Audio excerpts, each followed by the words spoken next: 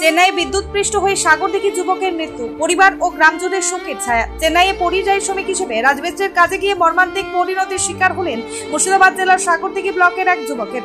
বিদ্যুৎপৃষ্ট হয়ে মৃত্যু হয়েছে ইমরান শেখের, বয়স 28। ঘটনাটি ঘটে সোমবার সন্ধ্যায় চেন্নাইয়ের কাশপাপুরামে।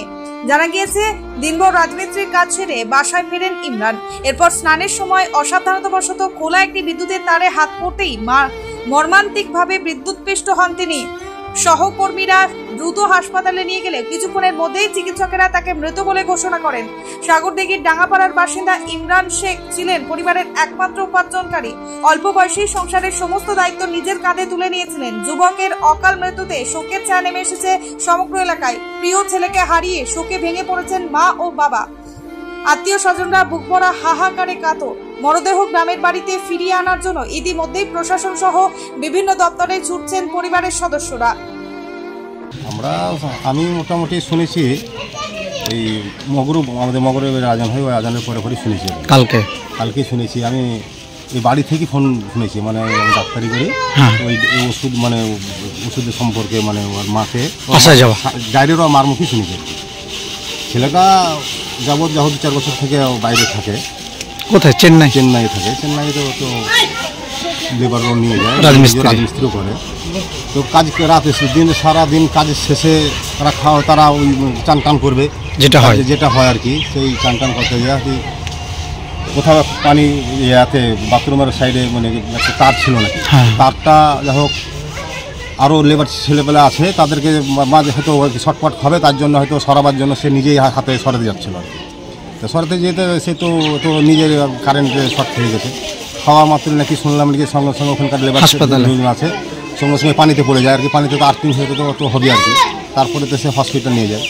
হসপিটাল নিয়ে গিয়ে তো একটু জীবিত ছিল আর কি। তারপরে হয়তো ডাক্তাররাও বলেছে হয়তো অন্য ডাক্তার ট্রিটমেন্ট করতে হবে আর কি। শুনলেন এই দুর্ঘটনা কালকে রাত্রে 8টার সময় শুনেছি।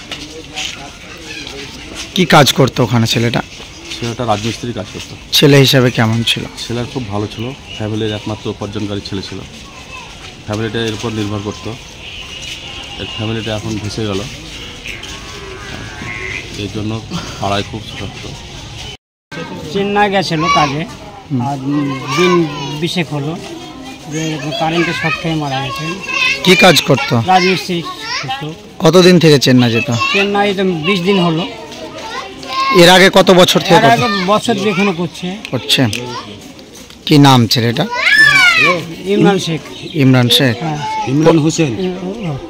পরিবারে কে রয়েছে? পরিবারের স্ত্রী রয়েছে, মা বাপ রয়েছে, বাচ্চা কাছে নেই। পরিবারের উপার্জনকারী পথ ছিল কি? একমাত্র পথ ছিলেন, খুব ভালো ছেলে ছিলেন। এলাকায় ভালো ছিল। কি নাম? ইমরান হোসেন। আপনার নাম? মোহাম্মদ আলী জিন্না। ঘটনাটা স্নান করার পরে এই কাপড় মেলতে গিয়েছিল, ওখানে হয়তো তার ফল ছিল। ফল হওয়ার কারণেই হয়তো পায়ে কিংবা হাতে লেগেছিল, ওখানে উল্টে পড়ে গিয়ে পানিতে পড়ে গেছিল। কি কাজ করতো? রাজমিস্ত্রির কাজ করতো। কোথায় সেটা? চেন্নাই। ব্যুরো রিপোর্ট, চেতনা নিউজ।